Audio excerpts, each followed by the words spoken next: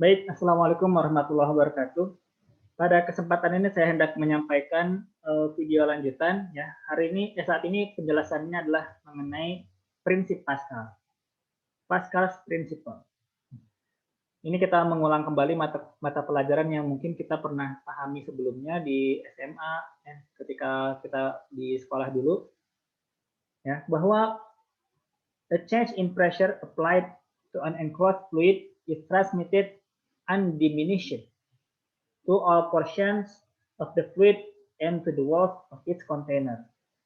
Nah, jadi tekanan yang diterapkan pada fluida tertutup itu disalurkan ya tanpa ada pengaruh apapun, tanpa ada perubahan kepada seluruh dinding kontainer tersebut.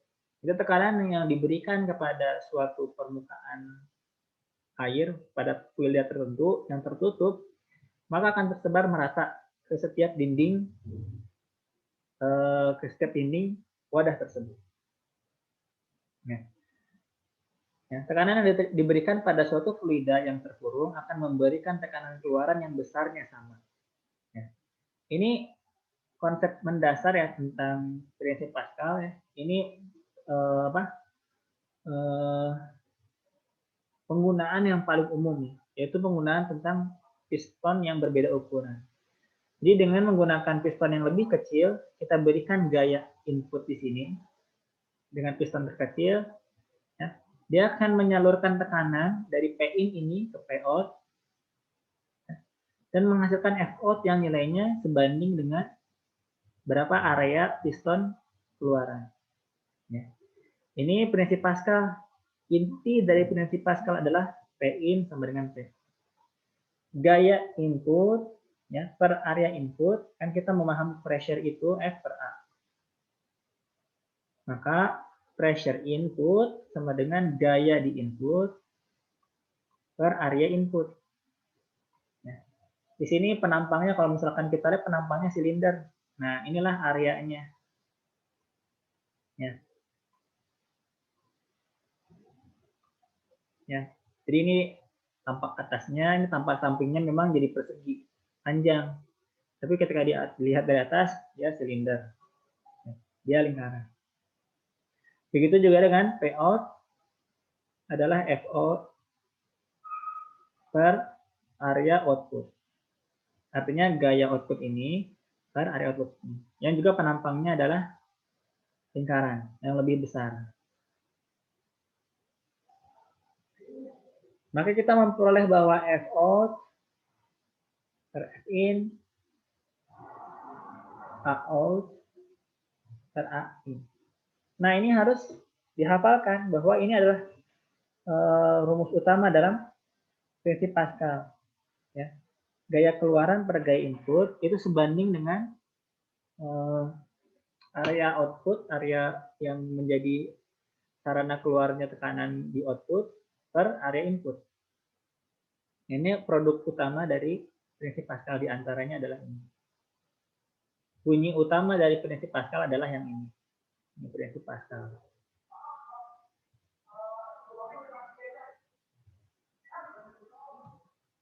Ya. Nah, ini dalam penampilan yang lain bahwa ya, ketika ada suatu gaya yang diberikan pada suatu piston dengan luas area penampangnya A1, ya, akan menghasilkan gaya keluaran sendiri F2 pada piston yang kedua yang luas areanya A2. Dengan nilai F2 per F1 sama dengan A2 per A1. Ya, jadi gayanya itu sebanding dengan areanya.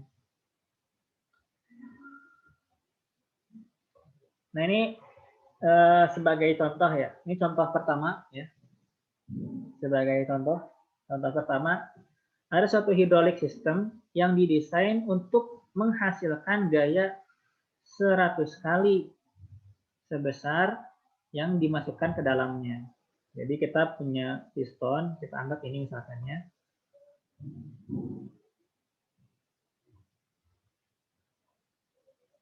Ya. F2 ini diharapkan mampu menghasilkan 100 kali dari F1. Berapa rasio area yang harus dimiliki oleh silinder sekunder atau silinder pembantu terhadap master silinder. Berapa harusnya rasio dari diameter dia? Nah, sekarang kita akan coba cek. Di sini ada suatu persamaan F2 per F1 sama dengan A2 per A1.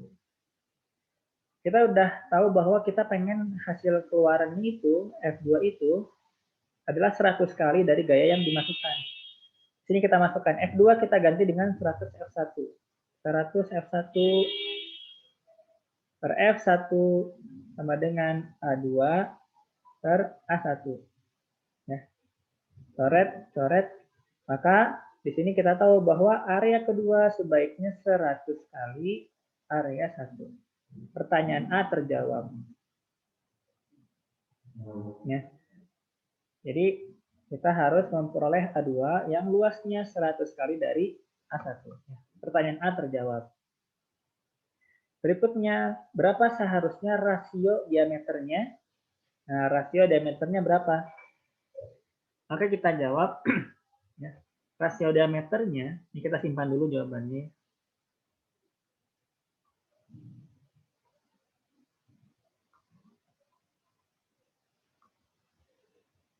Misalkan penampangnya itu silinder, berarti kita tahu A1 itu adalah I D1 kuadrat per 4, sedangkan A2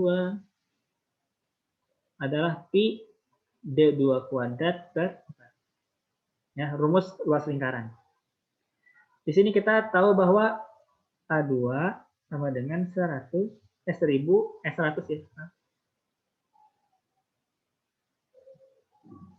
dari A1. Maka kita input lagi ke sini Pi D2 kuadrat per 4 sama dengan Pi 100-nya D1 kuadrat per 4. Di sini kalau kita utak-atik persamaannya, maka ini akan saling mencoret. Pi dengan Pi, 4 dengan 4. Maka hasilnya D2 kuadrat sama dengan 100 D1 kuadrat. Tapi karena ini masih kuadrat, kita perlu akarkan. Maka dua ruas kita akarkan, D2 diakarkan, dan menjadi 10 D1. Maka ini adalah jawaban yang kita harapkan. Bahwa diameter yang keluaran, ya, diameter selai, harapannya 10 kali diameter master silinder.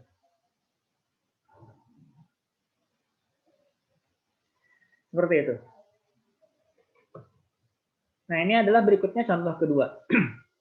Pada contoh kedua, ya, di sini ada suatu pedal, ini pedal rem, ya, dan ada gaya F nilai 100N di sana.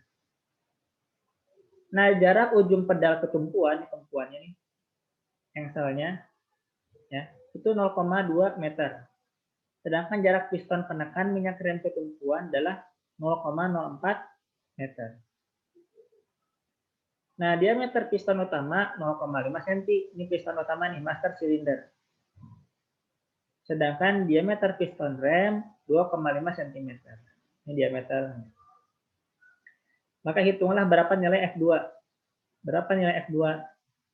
Baik, kita coba kerjakan di media lain. Kalau kita di sini dulu ya. Pertama kita ingin mengetahui berapa nilai F1. Berapa nilai F1 ini? Nah, nilai F1 kita gunakan penghitungan dalam statika. Jadi, atau konsep pesawat sederhana. F1 dikalikan lengan 1 sama dengan F kaki dikalikan lengannya kaki. Lengan tuh ini panjang dia ke sana. F1 yang kita cari tahu, L1 adalah 0,04 sama dengan F kaki 100 Newton dikalikan lengan kaki. Lengan kaki adalah 0,2. F1 sama dengan 100 Newton kali 0,2 per 0,04. Ya. Di sini akan kita peroleh bahwa nanti F1 adalah bahwa F1 adalah 500 Newton. Ya.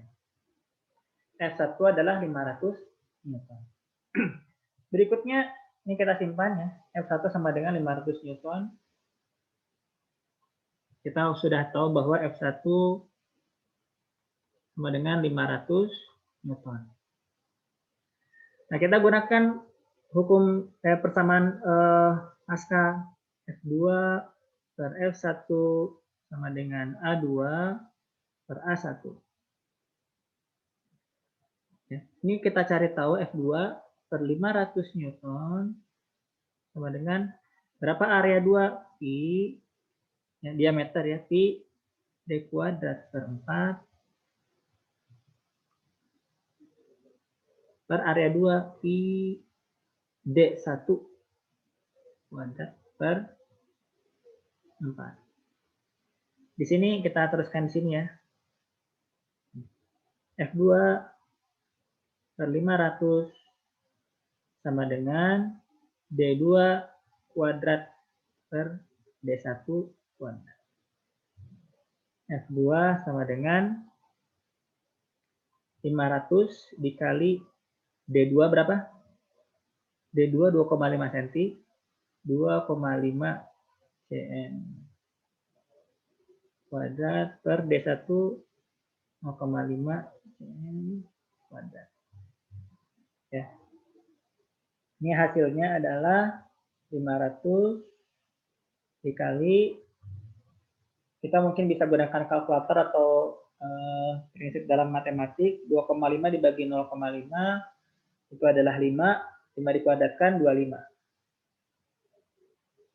Hasilnya adalah 12500 Newton atau 12,5 kilonewton. Nah, itu adalah hasil dari perhitungan menggunakan prinsip Pascal. Berikutnya adalah ini contoh lagi ya, cork and jug.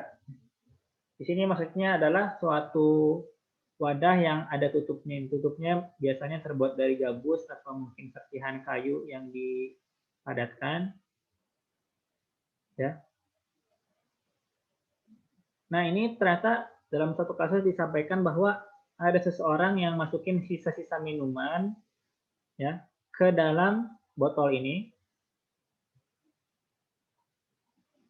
Ya. Yang diameter tutupnya itu 2 cm. Ya, diameternya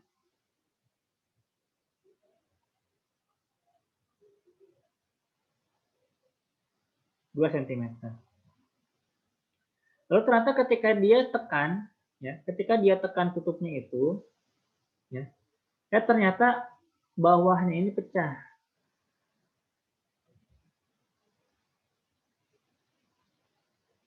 Nah, maka tentukanlah berapa sih extra force atau gaya tambahan ya yang diterima oleh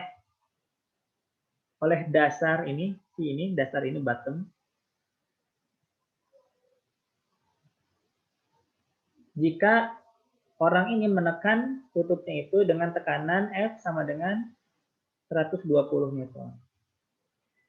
Nah, ini bisa kita selesaikan dengan persamaannya langsung F2 per F1 sama dengan A2 per A1. F2 sama dengan F1 dikali A2 per A1. F1-nya berapa? Di sini F1 ini diameter 1, ini 120. Dikali A2-nya berapa? A2-nya yang di bawah. Diameternya 14 cm. Dikali 14 cm kuadrat per 4 dibagi A1. A1-nya adalah Pi dikali 2 cm dikuadratkan per 4. Kita lanjutkan di bawah. Nah, ini hasilnya F2 sama dengan 120 dikali 7 kuadrat. Berapa? 49. Ini setelah digunakan kalkulator, Hasilnya adalah 5.880 Newton. Nah, itu adalah gaya yang diterima oleh dasar botol ketika tutup botolnya itu ditekan 120 Newton. Ya, diberi gaya 120 Newton. Maka yang bawah menerima 5.880 Newton. Baik, itu yang kita bahas pada materi prinsip Pascal. Terima kasih. Kita lanjutkan di video lainnya. Assalamualaikum warahmatullahi wabarakatuh.